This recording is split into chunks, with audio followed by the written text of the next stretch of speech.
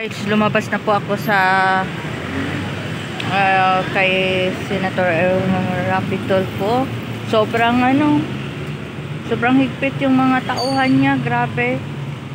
Bawal talaga kahit na picture lang, ayaw nilang So ayan na, ako pauwi na sa Maynila. Kasi dito to siya, ang location na is yata to? Pasay ata ito. Oh, Pasay. Ayan o, yung street Sheridan.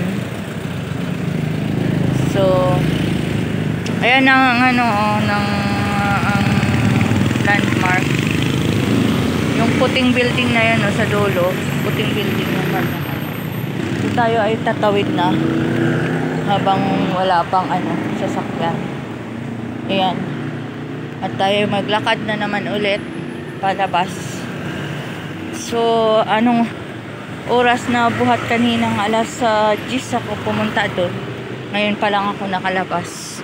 Tingnan nyo yung mga building dito guys. So, ang tataas. Ayan.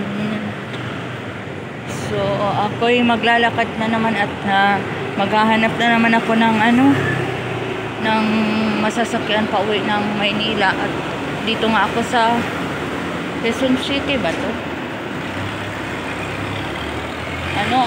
Mandaluyong pala ito guys. Sakop pala ito ng Mandaluyong.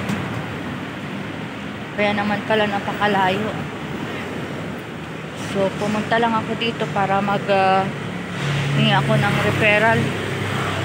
Pero hindi naman ako nabigo kasi meron naman akong nakuha.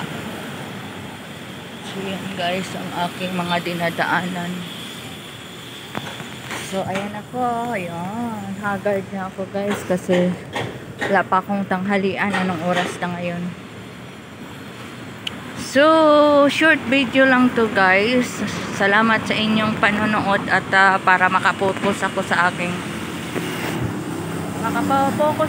paglalakad. Maraming salamat. Bye. And God bless po sa inyo. So hanggang dito na lang.